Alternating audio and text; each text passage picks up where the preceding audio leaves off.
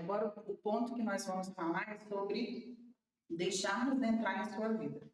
O livro que a gente tem como base, né, para a aula, ele conta que tinha uma igreja local e sempre um rapaz ia lá pedir: você me leva para almoçar? Eu tô com fome, você me dá comida? E o pastor levava. Não vou te dar o dinheiro, eu vou te levar. E na sequência de vezes que ele ia, ele tentava entender o que acontecia com aquele rapaz, por que ele não parava de serviço nenhum. Era já alguém conhecido da localidade. Aí, numa certa vez, arrumou um emprego, e aí ele voltou uns 3, 4 semanas depois desempregado. E o pastor tentando entender o que acontecia. E ele falou: olha, se eu não tiver uma colaboração sua, eu não tenho como te ajudar mais. Vem para a igreja, trabalha aqui, faz alguma coisa em que a gente vai estar envolvido e a gente vai te ajudar a que você reerga e cuida da sua família. E aí ele não quis mais ajuda. Ele entendeu que o pastor estava querendo tomar conta da vida dele. Então a gente tem que salientar sempre que tem que ter um equilíbrio. Primeiro a gente se aproxima, né?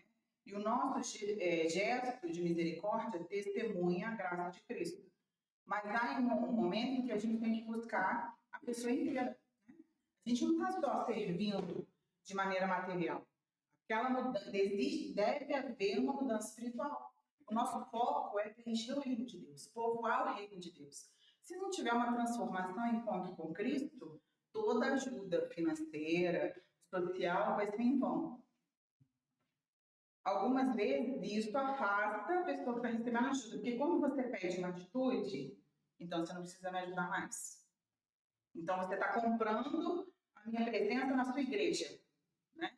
Por isso que esse vínculo tem que ser forjado com amor, para trocar confiança, para que a pessoa entenda que você faz todo esse servir por amor, não porque você quer uma igreja cheia, quer levar a família dela para a igreja. Isso é só uma consequência de quem conhece a Cristo, de querer comungar com os outros irmãos, né? Esse momento tem que ser feito com muito amor, porque o nosso desejo é que a pessoa ajudada seja transformada pelo reino. O equilíbrio está em ajudar e exigir que haja colaboração do necessitado em prol de si mesmo. Porque ele não está fazendo nada para a pessoa que está ajudando. Ele está fazendo para si mesmo, é a vida dele que vai ser mudada, né? E ele precisa entender que ele gerando a colaboração traz uma mudança de vida para ele. Mas ele é acomodado, ele não gosta de trabalhar, ou ele teve realmente dificuldades. É nessa hora que a gente vai entender qual é o perfil da pessoa que nós estamos ajudando. Deixemos que a própria misericórdia limite a misericórdia. É o que a gente estava falando. Quando é esse ponto de limite, né? Como que eu tenho que limitar? Como que eu tenho que entender quando eu paro ou quando eu continuo? É a própria misericórdia que vai te dizer isso, né? Em que ponto nós devemos estabelecer as condições? Precisamos deixar que a misericórdia limite a misericórdia. Só devemos cortar a nossa ajuda quando a ajuda trouxer mais malefícios do que benefícios. Às vezes, a mudança só vem quando passamos pelas consequências dos nossos atos. Sendo assim, deixaremos bem claro que o amor fez com que a gente deixasse de ajudar. É porque eu amo você, porque eu quero que a sua vida seja transformada. Eu sei que eu quero que a sua vida seja mudada, que eu não tenho mais condições de te ajudar.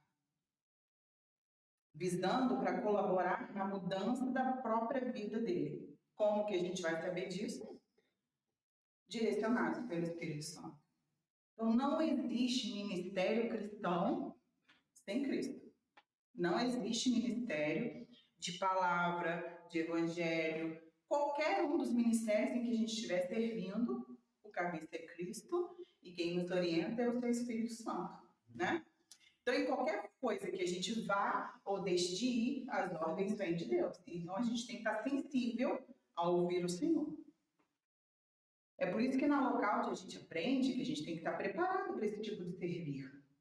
A gente primeiro se reveste, busca intimidade com o Senhor, busca transformação, busca a sabedoria da palavra de Deus para a gente estar pronto para o que a gente vai encontrar lá fora. E a Bíblia, ela mostra para nós 3 causas de pobreza. Pode ser a opressão, né? Que é qualquer condição social ou tratamento injusto que provoca ou mantém o estado de pobreza. Salários atrasados ou injustamente baixos, sistema judicial ou governamental que favorece pessoa rica, pessoa importante, empréstimos a juros altos, isso tudo é exemplo de opressão, né? Aquela escravidão que o povo passou no Egito, opressão, né? Então, aqueles pobres, naquela situação, deveriam ser atendidos porque eles estavam oprimidos. Desastres naturais é uma outra forma que causa pobreza, né? Enchente, seca, doença, alguém foi doente e perdeu o emprego por conta da doença, né? Ou foi assistido por um determinado tempo, quando volta, passa um tempinho demitido.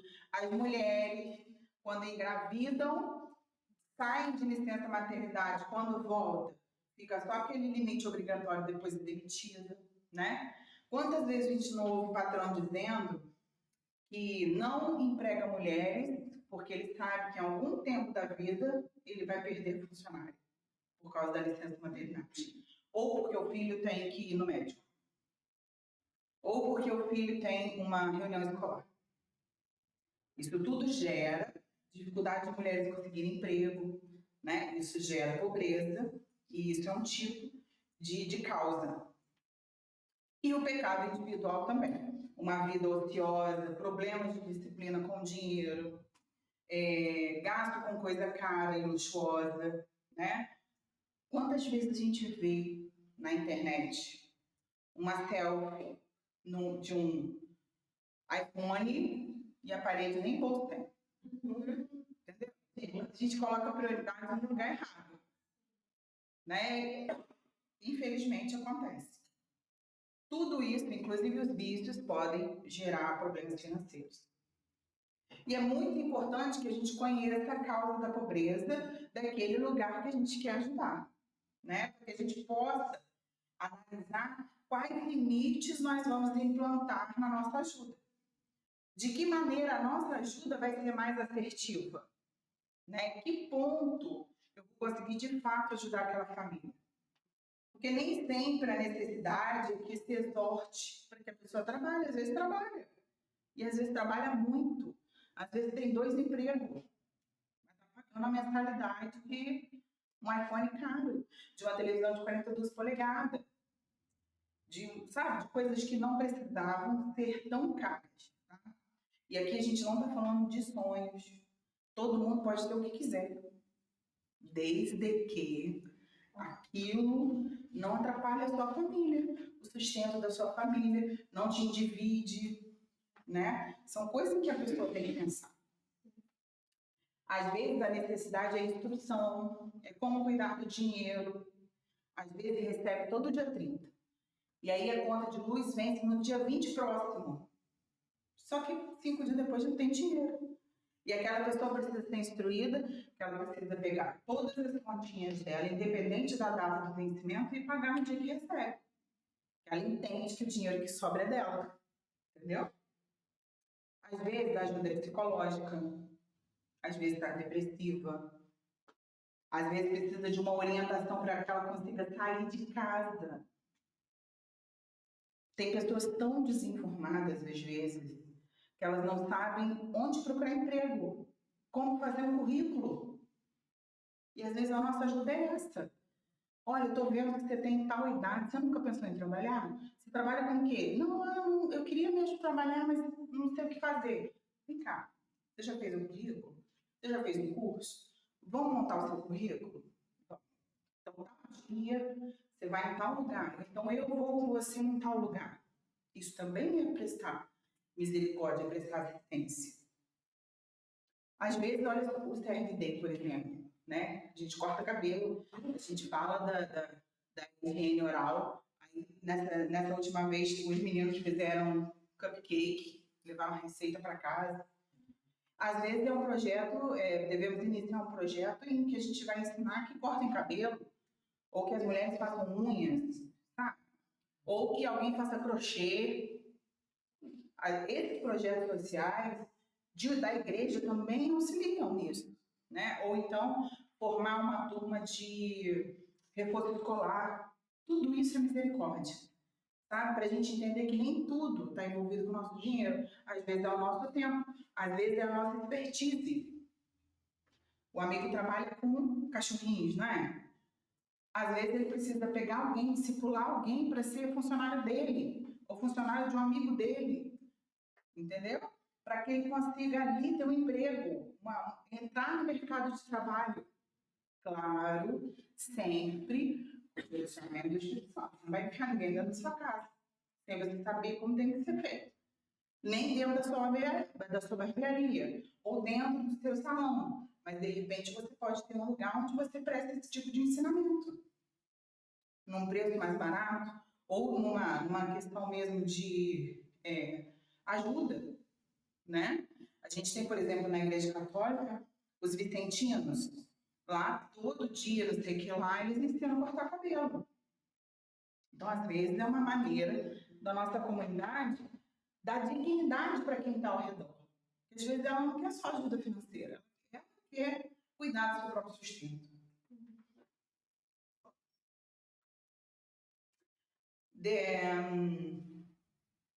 Devemos salientar que nem sempre uma da causa está muito claramente estabelecida. Nem sempre a gente vai saber que a pessoa sofreu enchente, sabe? Às vezes a causa da pobreza não é tão clara. E às vezes acontece duas coisas, três coisas envolvidas. Às vezes a casa sofreu uma enchente e o pai é viciado. E o dinheiro que ele recebeu para ajuda ele bebeu. Sabe como? Às vezes tem as duas causas do problema ali. Nem sempre elas estão muito claras. Por isso que é importante que a gente esteja em contato com essa família. Que a gente não seja só um ajudador. Que a gente seja um discipulador para aquela família. Até quando tratamos de vício, né? Se existe um pai ou uma mãe nessas condições, a gente tem que cortar a ajuda aos filhos? É um caso a se pensar. O vício é um limite para minha ajuda. Mas e aquelas crianças que estão passando fome?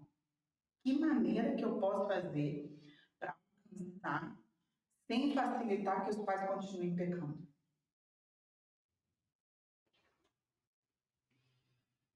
A graça é gratuita, mas não é barata.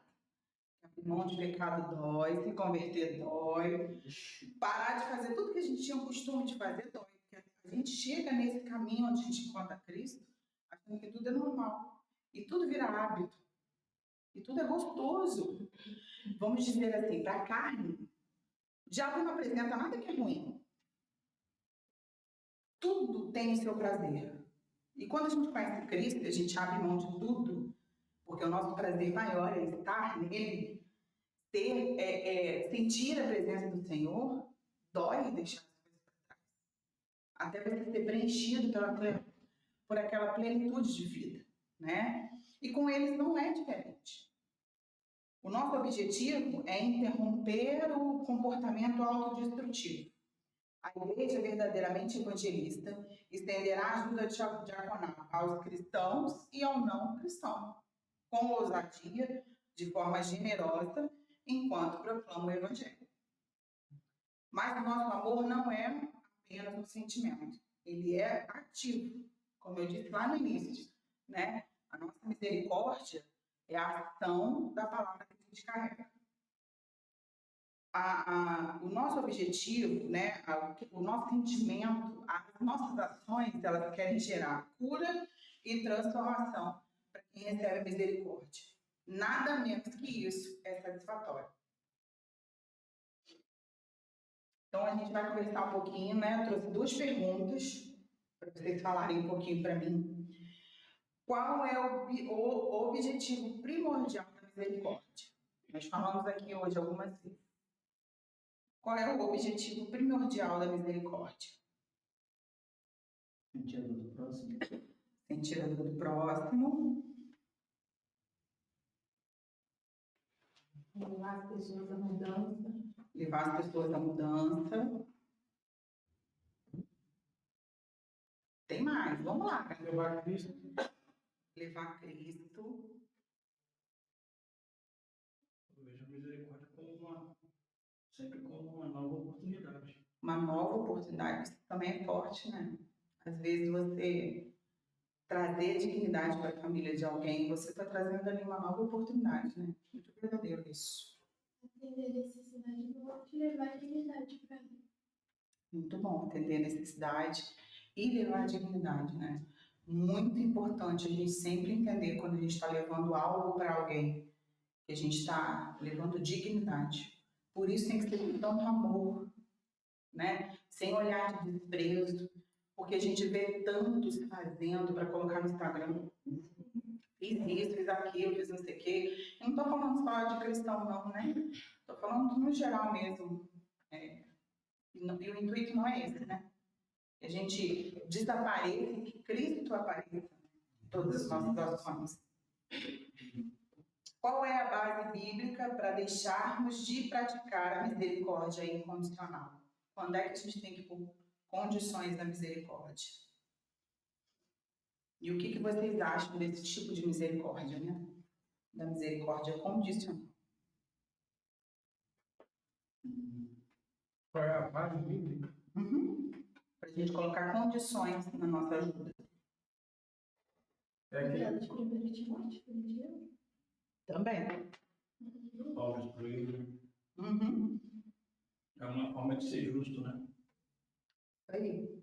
Até porque imagina que às vezes os recursos são poucos, né? E aí como que a gente decide quem a gente ajuda? Quem está necessitado verdadeiramente. Sempre analisando que a nossa ajuda não pode ajudar, fazer com que a pessoa tenha facilidade de desobedecer ao Senhor, né? Essas coisas são as condições. E o que vocês acham? Vocês acham mesmo que a gente tem que impor essas condições? O que vocês pensam sobre isso? A gente aprendeu aqui que o primeiro contato é incondicional. A gente ajuda quem precisar. E que com o passar do tempo a gente coloca limites, né? O que vocês pensam sobre isso? Eu creio que tem que ser feito, mas não pode ser feito de qualquer jeito. A gente tem que estar sempre atento e disposto a se envolver, como você mencionou aí. Precisa ser feito, mas precisa estar atento. Eu lembro até hoje, é muito bom, tipo, a gente ter misericórdia, mas também a gente ter discernimento das coisas, né? A gente tem um discernimento para Cristo. Porque aí teve um cara que foi na barbearia lá, e ele tava contando uma história, né?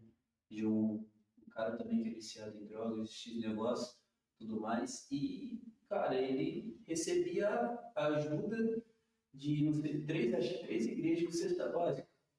Ele recebia de 3 igrejas de cesta básica, e acho que 1 ou 2 ele trocava em droga. Sabe? É loucura. E ele, tipo, esses dias eu vi também a esposa dele buscando negócio, porque direto a gente fica vendo lá. Eu falei, cara, que loucura. Então, esse que está sendo o erro, sabe? As pessoas estão ajudando, mas estão ajudando de bom coração. Eles estão vendo para quem eles estão fazendo, sabe? Eles estão ajudando sem olhar a quem. Mas eles estão falhando nessa questão, tipo, de não acompanhar, de ver como estão as coisas, porque às vezes o cara não está nem passando essa necessidade, porque ele trabalha, igual, poderia ajudar, porque ele tem um salário ali, então poderia ajudar numa estratégia financeira ali para ele, igual você falou, para ele ter um direcionamento ali com o dinheiro dele, para ajudar essa situação. Então, eu acho que creio que isso é muito importante, a gente ter discernimento, a gente chegar ali e falar com essa pessoa tudo mais, porque toda vez que essa pessoa passa lá, eu vejo ele, eu falo assim, cara, eu tenho que falar, um dia eu vou parar e conversar com ele, vou entender o que está se passando, porque é complicado quando a gente vê ele tirando uma coisa que poderia ajudar outra família também, prazeres próprios, né? Então é muito complicado. Então é isso, a gente buscar ter discernimento, igual eu te expliquei a história também da minha mãe e tudo mais, a gente tem que estar atento, né? E a pessoa também tem que querer melhoria para a vida dela, tá? Porque só recebe misericórdia quem praticar ela. Isso aí. Foi uma das bases do Paulo, né? Que aquele que recebe misericórdia seja também misericordioso. Gera misericórdia. E aí a gente, você pensa, vira uma correntinha onde todo mundo vai ser alcançado, né? E aí, continuando esse estudo, eles falam muito sobre palavras e obras, né? Em que momento elas se misturam. E a gente tem como ministério da palavra levar o evangelho e o ministério das obras esse cuidado que a gente tem com quem precisa. Continuando ali na parábola, nos versículos 36 e 37, Jesus vai perguntar, né? Qual desses três você acha que foi o próximo do homem que caiu nas mãos dos assaltantes? Que aí, se vocês lembram bem, né? Passou um sacerdote, passou um homem da lei e passou o samaritano, e só o samaritano serviu. E aí ele fala, aquele que teve misericórdia dele foi o que respondeu o homem da lei, né? E Jesus disse, vai e faça o mesmo. O ministério da misericórdia não é um caminho para a evangelização, né? A gente não tem que fazer moeda de troca com a nossa ajuda. Você vai ouvir de Deus porque eu estou te trazendo uma cesta básica, né? Eles precisam estar interligados. É o amor à palavra, o amor ao evangelho, transformou você de tal maneira que você quer alcançar a necessidade do seu irmão. E esses ministérios são igualmente necessários. Eles são interdependentes, né? Um depende do outro e eles são inseparáveis. Realizados com o propósito único de proclamar o reino de Deus. A verdade é que ninguém é bom. A palavra fala que não existe justo sequer. O único justo foi crucificado, morreu e ressuscitou.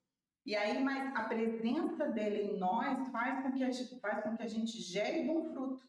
E o nosso bom fruto é alcançar com misericórdia.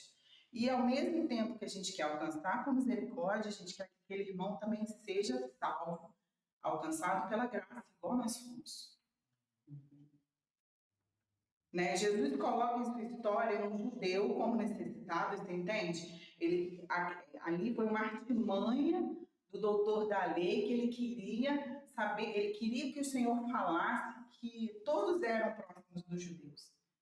E eles queriam colocar essa interrogação, essa dificuldade para o Senhor falar ali na frente do templo onde ele estava, que todos eram irmãos. E aí Jesus conta essa história com muita sabedoria, fazendo ele admitir que todos são irmãos, né? E aí ele coloca o judeu como necessitado, porque o homem da lei, ele ia se identificar com o judeu. Se ele põe o samaritano caído e o judeu ajudando, ele ia falar, que homem desse? Vai ajudar o samaritano, entende? Mas quando ele põe o judeu precisando de ajuda, o doutor da lei vai querer que ele seja ajudado. Porque é um irmão, ele se compadece do irmão dele. O herói da história é o seu inimigo, um samaritano, um povo odiado pelos judeus. Com isso, Jesus faz com que aquele judeu, com suas próprias palavras, diga que o samaritano foi quem fez o bem. E a conclusão da história deve ser, muito bem, você faça o mesmo. Aquilo que você quer que façam a você, faça ao outro. Porque ele achava que o judeu era digno de ter solidariedade. Então, se você acha que você é digno, faça ao outro também. E ele faz, o doutor da lei dizer isso. Ele não se compromete com as palavras dele. Ele queria que Jesus produzisse provas contra si mesmo. Mas quem fala sobre isso é o próprio doutor da lei. Verdadeiramente, a gente pode agir de maneira diferente? A grande apologética, né? A misericórdia causa impacto. Destrói a objeção. Conquista respeito até das pessoas mais hostis ao evangelho. Porque às vezes a pessoa não quer saber de crente. A primeira coisa que ela fala, não, ó, igreja de crente não vou não. Não quer saber de crente. Mas aí você vem e supre a necessidade que ela tinha, e às vezes numa situação em que ela achava que ninguém poderia chegar. Que ninguém me enxerga. Aí chega um crente, cristão, e alcança. Sabe? Traz dignidade e alimenta. Aí ele começa, mas aquele povo que eu não quero saber, aquele povo que eu acho que se acha tanto, se acha melhor que os outros, foi ele que me alcançou. E aí começa a quebrar aquele coração duro. As nossas obras glorificam a Deus diante do mundo. Nossa obra visível de amor uns pelos outros é uma apologética que legitima a fé cristã. A apologética é a ciência que comprova a fé. É tudo que a gente faz para provar que a palavra de Deus é verdadeira, que as coisas aconteceram, que essas coisas são fiéis. E aí está dizendo para a gente que o ato de misericórdia, testemunhando Cristo, é a verdadeira apologética. É isso que prova que a fé em Cristo é verdadeira, é legítima, muda a nossa vida. Nisso todos saberão que sois meus discípulos, se vos amardes uns aos outros. Isso está escrito lá em João 13:35. Foi o que eu falei. Como ser alcançado pelo amor de Cristo sem a gente querer que o nosso irmão tenha condições iguais a nós? Seja alcançado, seja transformado, tenha dignidade, tenha alimento na mesa. Talvez os atos de misericórdia sejam a demonstração mais evidente do nosso amor um pelos outros. Provavelmente esse era o cerne que a igreja de Atos vivia. Lá em Atos 4 vai contar que eles dividiam, né? Eles vendiam o que tinham e cuidavam dos irmãos. E a gente precisa entender que eles não viviam um comunismo. Eles não vendiam e dividiam tudo em partes iguais. Para cada pessoa era uma parte, porque cada um tinha uma necessidade diferente. E nem todos vendiam tudo que tinham. Alguns continuavam com as suas casas. E a coisa era tão séria que aquele que mentiu, morreu. E morreu não foi porque não dividiu, morreu porque mentiu. Porque o Senhor fala para ele, Pedro fala para ele, já era seu, o terreno era seu. Você não precisava dar nada se quisesse. Mas por que você mentiu? Morreu. Aí vem a mulher, mente igualzinho, morreu. A coisa era tão séria, a verdade do Evangelho. Eles morriam por ela. E morriam quando faltava. Né? E esse era o cuidado daquela igreja, dar a cada um conforme cada um precisava. E isso também acontecia na igreja primitiva. A igreja de Atos é a igreja dos apóstolos, e eles vão falecendo e vão deixando os seus discípulos. E aí, por mais alguns anos, a gente chama de igreja primitiva, alguns séculos, né? Mais ou menos 4 séculos a gente ainda chama de igreja primitiva. Todos de fora conseguiam perceber que os cristãos eram diferentes, porque eles cuidavam de quem chegava lá, sendo ou não sendo cristão. Mas se você chegava lá na comunidade, você participava do culto deles, do momento deles em que eles falavam de Cristo, que eles pregavam a verdade do Senhor. Mas você comia, você vestia, você dormia. Eles preenchiam a necessidade de quem chegava lá. A importância para eles é que todos vivessem com dignidade, tivessem saúde e se alimentassem, porque era todo mundo para trabalhar para o reino. Então eu vou cuidar. Vamos todo mundo pregar daqui a pouco, vamos todo mundo sentar para comer. E aí existe uma divisão, né? Os discípulos nomeiam alguns diáconos, porque os discípulos começaram só a pregar, e os diáconos serviam as viúvas, os órfãos, as pessoas que chegavam lá. E todo o trabalho tinha a mesma importância. E a importância dele é que todos tivessem dignidade e saúde. Vamos povoar o reino de Deus. Vamos levar essa mensagem do Evangelho. E enquanto a gente prega, a gente alimenta. Era tão impactante o modo de viver dos cristãos e a sua maneira de servir a todos, sejam cristãos ou pagãos, que no século IV, o imperador romano Juliano, com a intenção de fortalecer o paganismo, que naquele instante o cristianismo crescia tanto, que estava engolindo o paganismo ali na região de Roma, né? Que ele resolve abrir centros para ajudar os pobres. E ele falava o seguinte: é uma vergonha que enquanto galileus ímpios socorrem seus pobres e também os nossos. Todo mundo veja que nós ajudamos nosso próprio povo. E aí ele começa a criar centros de ajuda para o povo dele, porque o povo dele estava começando a se tornar cristão, porque eles estavam sendo alcançados pelos discípulos, pelos apóstolos. Então, para eu retornar eles para a minha religião, para o paganismo, para eles continuarem me adorando, é normal, em que se adorava o imperador nessa época, né? Ele criou esses templos. Se eu der pão, eles também vão estar comigo. E isso impactou o mundo inteiro, porque cresceu uma religião, uma comunidade que se preocupava com o alimento do outro. Isso não era normal. Eu queria o meu alimento e o seu também. Eu quero é acumular. Assim é o tipo de vida. E aí surge uma comunidade que divide tudo que tem. Os ricos vendendo suas casas, entregando aos pés dos apóstolos. Divide da melhor maneira possível. Isso impactou o mundo todo. A questão da prioridade. A gente vai sempre tentar equilíbrio entre os dois ministérios, né? Como a gente tem que equilibrar as condições ou não condições de ajudar alguém, a gente tem que equilibrar as palavras e as obras.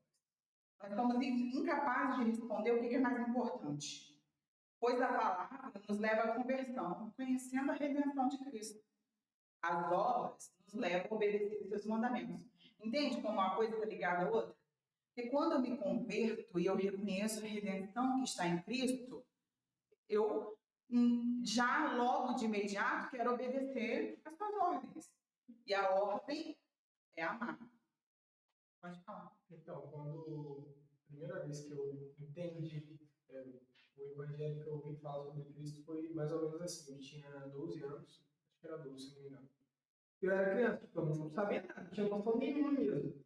E tava na rua lá, olhando que tinha um culto lá de libertação, o pessoal manifestando, gritando, falando em língua.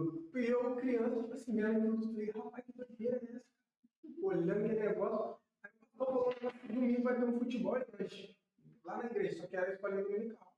Depois, futebol lá, legal, né? Eu falei, sabia que vai estar lá, vou ir. Peguei e fui. Aí cheguei lá, mas a questão do lanche da. Queria saber de nada. Domingão, aí uma parábola do rico e Lázaro. E falou sobre o Hades e sobre o ser de Abraão. Ela ficou na minha mente. Eu falei assim, não quero que cristão é esse? Pensando naquilo. E nisso eu comecei a frequentar aquela igreja naquele tempo. Eu fui entendendo, né? Falei, cara, realmente tem Jesus, ele morreu por mim, caralho. Aí, enfim, teve um período da minha vida, eu disse, não vou contar meu testemunho aqui não, mas foi mais ou menos assim, através de uma obra que eles faziam, que era para atrair as crianças lá no futebol e no lanche, mas tinha uma palavra que ia mudar. Entende como as duas coisas? Às vezes. Quer falar? Não, Às vezes a misericórdia vai abrir uma porta, mas aí você traz uma palavra junto, né? E o Senhor ele nos deixa 2 mandamentos, né? Ele foi questionado sobre os mandamentos e ele fala que ele vem cumprir a lei e tal, e que os 2 mandamentos são amar a Deus sobre todas as coisas e ao próximo como a ti mesmo. E aí a gente entende nisso que é impossível amar a Jesus e não querer as mesmas boas coisas para o próximo, né? Então é correto dizer que esses 2 ministérios são unidos, eles não se dividem entre si, eles fazem parte de um todo. Como se fosse o nariz para respirar e o pulmão para purificar o ar. Uma coisa interligada à outra. Podemos observar que a igreja ela não foi chamada só para pregar. Jesus, por onde passava, ele ensinava e curava. Assim como Jesus veio para proclamar e servir, a igreja recebe dons para proclamar e servir. Vamos ler 1 Pedro 4:11. Se as palavras e obras são imperativos de Deus, como determinar quais ordens são mais importantes? Pregar ou ajudar? 1 Pedro 4:11. 1 Pedro 4:11. Amados, se Deus nos amou de tal maneira, nós também devemos amar uns aos outros. É isso. Nós somos preenchidos com esse amor. Esse é o maior dom. O Senhor nos dá o dom de amar a ponto de transbordar esse amor. E com esse amor servir. Alguns ensinam que a evangelização é superior ao ministério da misericórdia, e que, inclusive, a misericórdia seria usada para abrir uma porta para a evangelização, onde as boas obras levariam as pessoas a Cristo. Porém, esse ministério, assim como a graça, é um favor imerecido. Deus faz chover sobre justos e injustos, faz nascer o sol sobre bons e maus. Lemos em 1 João 3,17 que a motivação de qualquer ministério é o amor.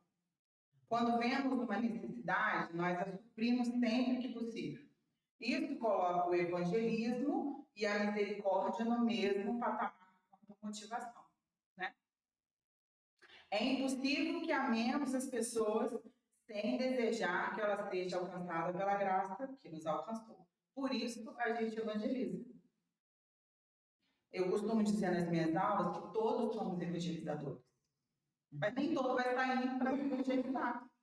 Mas para o nosso serviço, para o nosso vizinho, para os nossos filhos, para os nossos parentes, nós vamos falar da graça que nos alcançou. E a nossa vida é testemunho.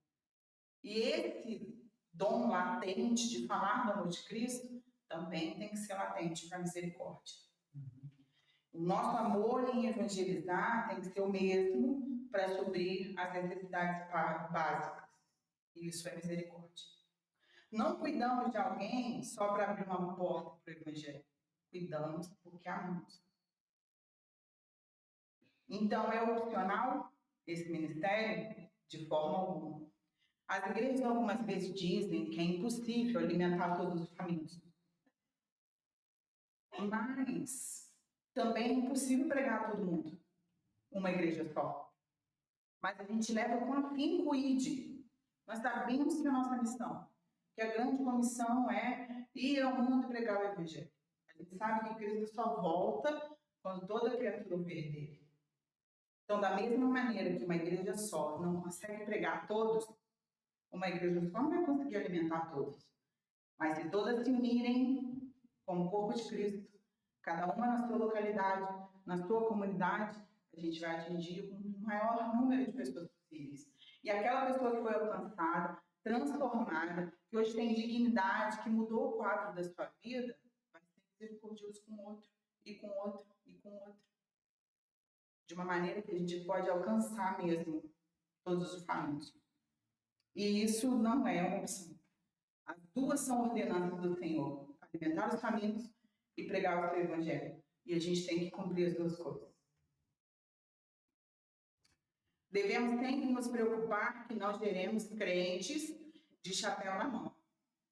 Aqueles que só se convertem simplesmente para continuar a ser assistido. E aí a gente vem falar sobre equilíbrio de novo. O quanto a gente tem que estar envolvido, o quanto a gente tem que estar discipulando, conhecendo aquela comunidade, as necessidades.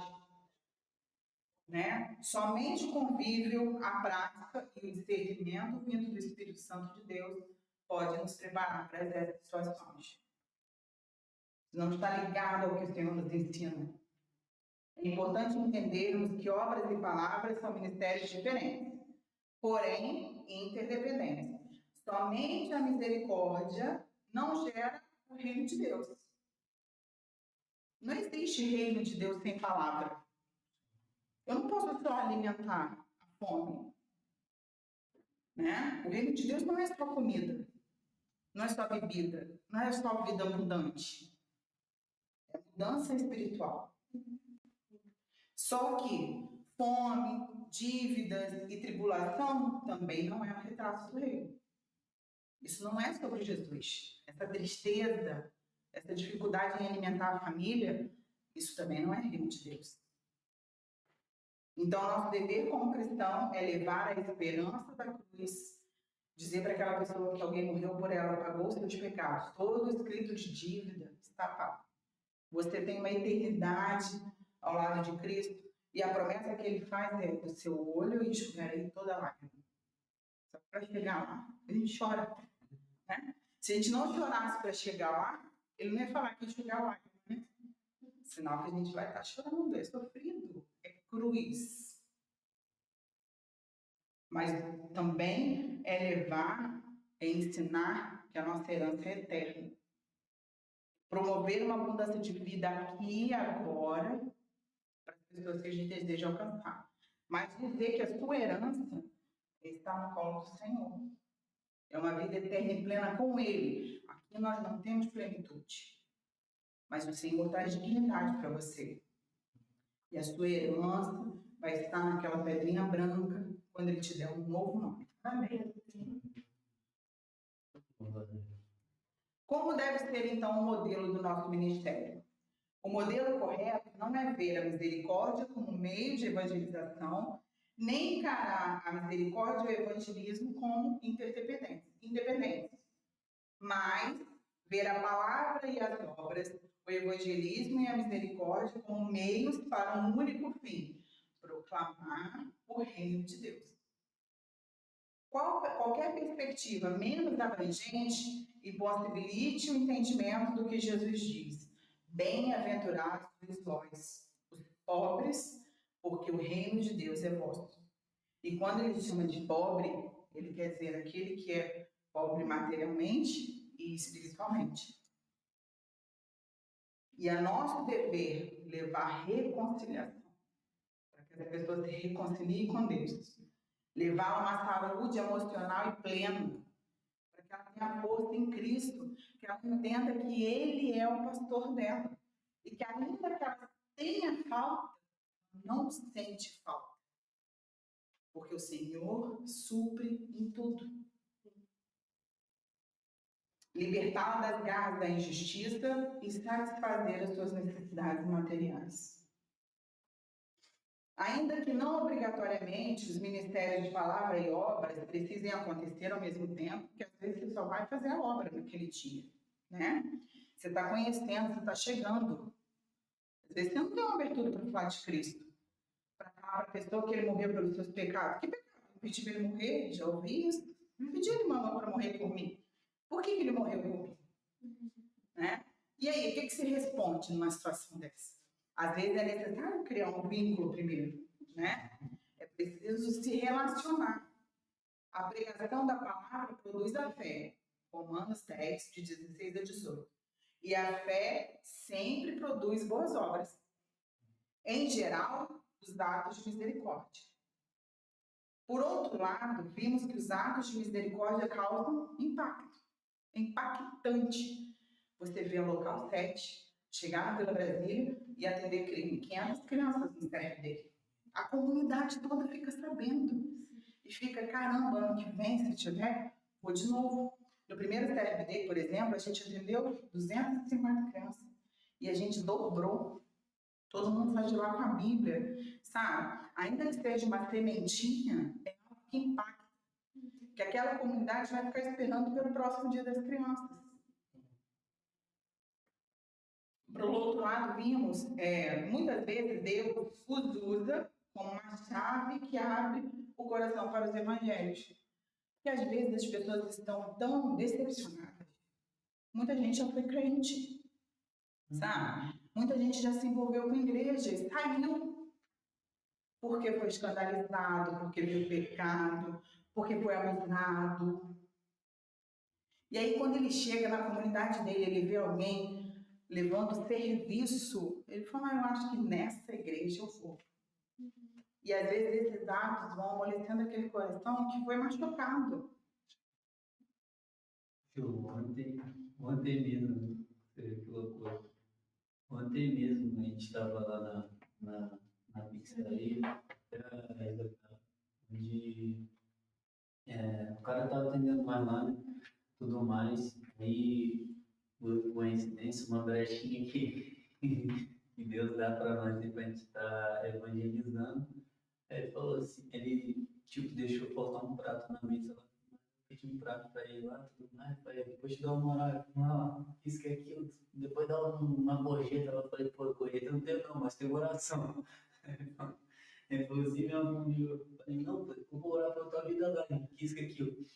Aí depois ele foi explicando, cara, que tipo, ele era da igreja e tudo mais, que ele teve uma decepção, né, com o pastor lá e tal, não vou entrar em detalhe disso, mas ele teve uma decepção, tá? Mas ao mesmo tempo, ele deu uma brecha ali onde pediu até, falou assim, não esquece da minha oração, porque ficou com a oração na cabeça. E, tipo, ele achou que eu esqueci, não, mas não esqueço, né?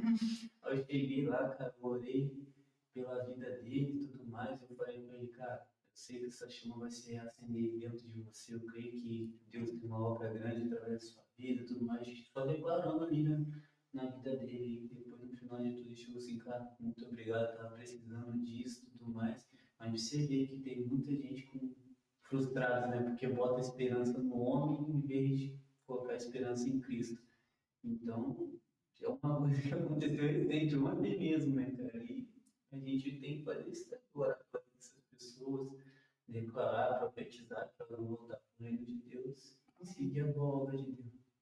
E isso é misericórdia, né? Por isso que eu falo que nem sempre é financeiro.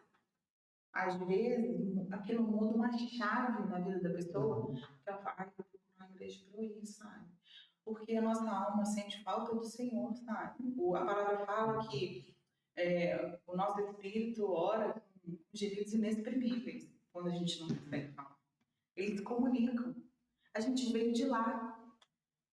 A gente aqui é estrangeiro, né? E às vezes é uma palavra. A misericórdia é uma palavra que transforma toda aquela vida. Quando ela lembra que eu falei, cara, eu conheço esse Cristo.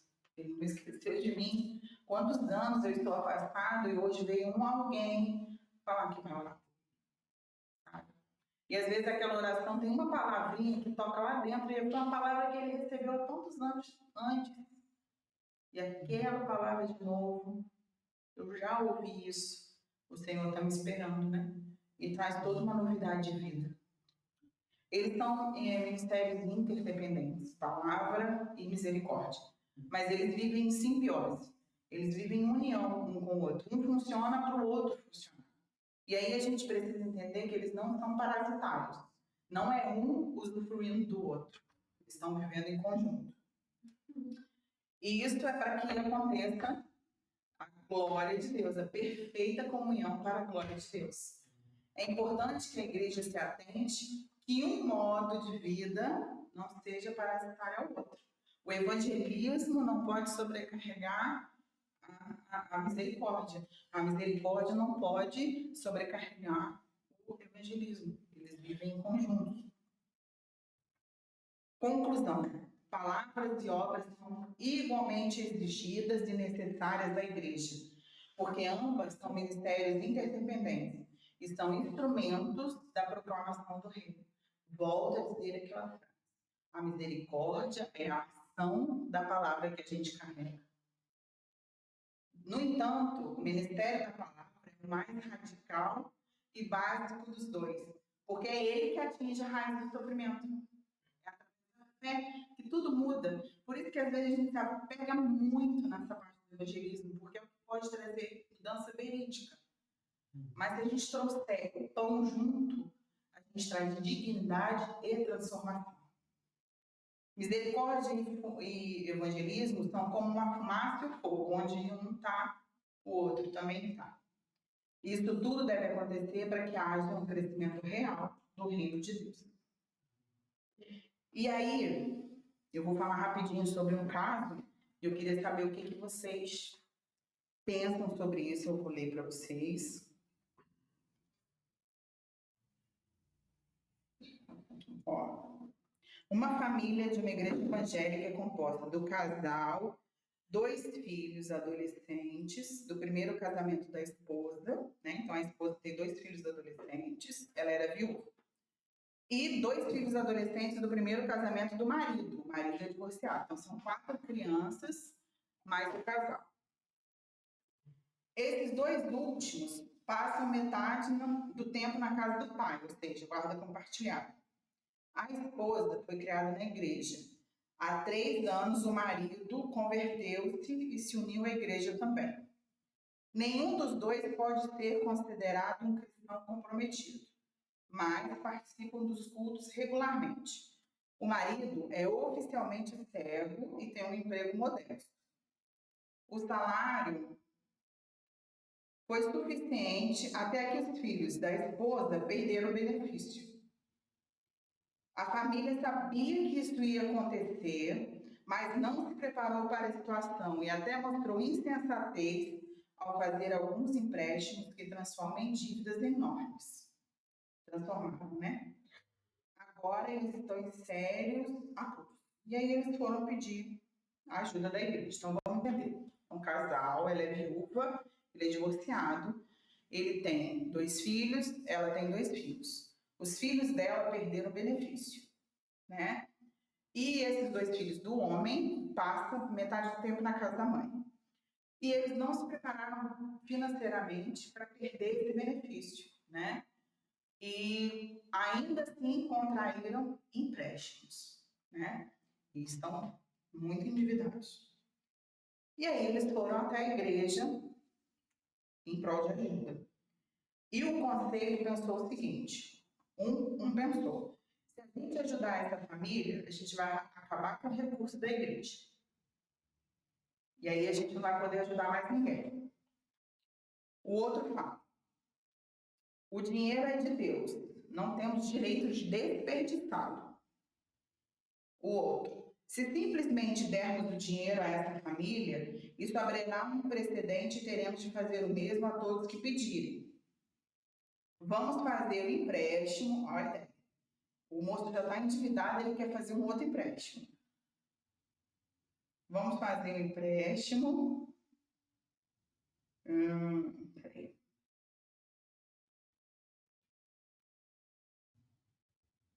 Vamos fazer o empréstimo e assim não teremos uma fila de pessoas pedindo, ou seja, vai obrigar a pagar, então o pessoal não vai vir aqui, porque não vai ter o dinheiro com facilidade. O outro acha que é uma irresponsabilidade, porque já que eles foram irresponsáveis, que arquem com a responsabilidade deles. O outro perguntou, como saber se eles precisam de verdade? Há muita gente em aperto financeiro. Por que ajudar essa família em particular? O problema é que ele tem que pagar a pensão dos filhos da ex-mulher. Eu não vou pagar por isso. O divórcio é dele. Isso é o conselho da igreja. Aquela liderança, conversando entre si, se deviam ajudar essa família. É bom que eles não tenham animal de estimação, porque não estou aqui para pagar comida de cachorro.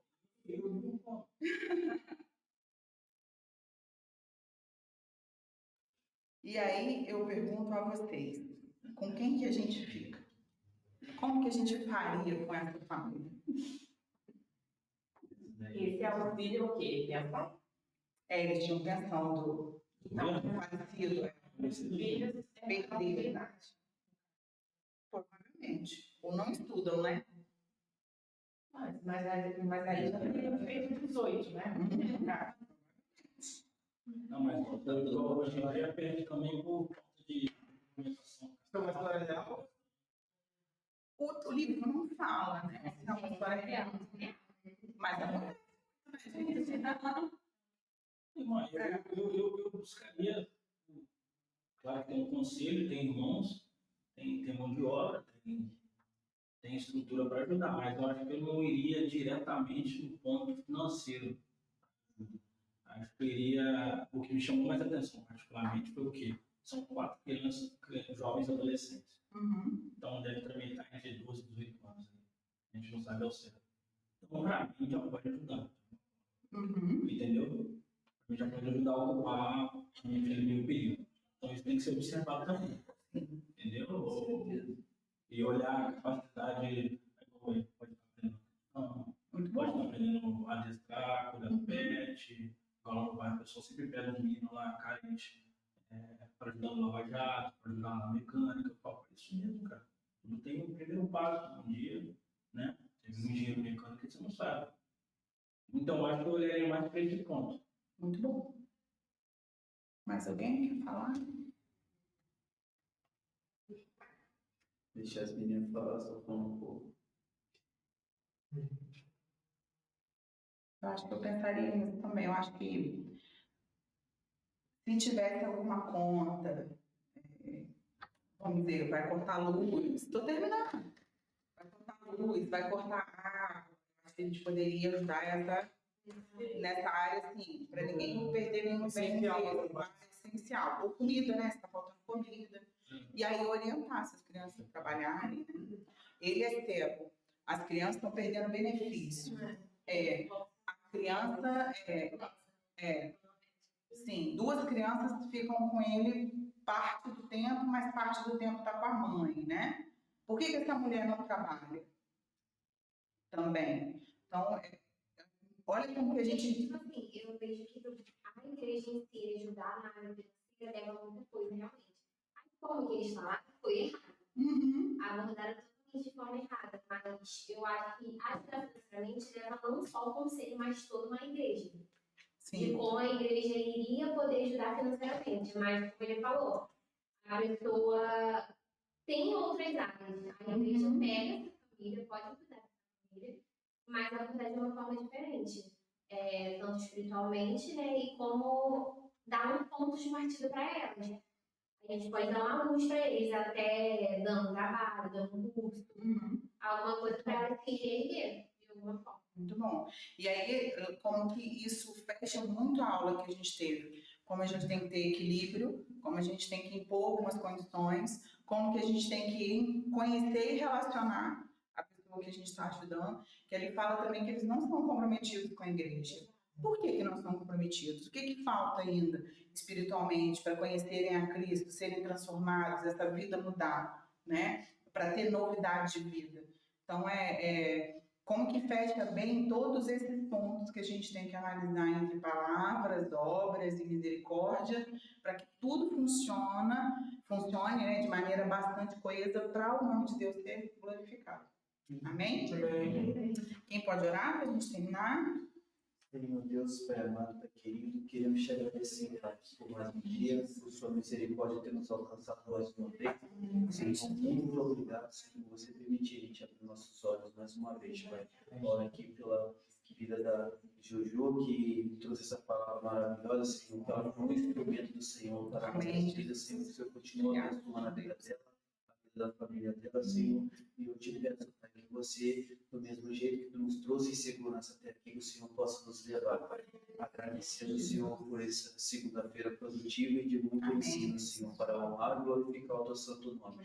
Que tudo que a gente aprendeu aqui hoje, Senhor, a gente possa botar em prática, que possa, Senhor, vir e passar em nossas vidas, que isso tudo que foi dito aqui possa nos dar um modelo, Senhor, um modelo de vida cristã, onde a gente reflete o caráter de Cristo, Senhor. Amém. Assim oramos e agradecemos por mais um dia de aula, em nome de Jesus. Amém. Amém. Obrigada, gente.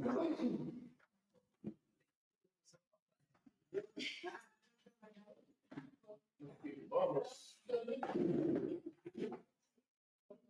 Todo tempo.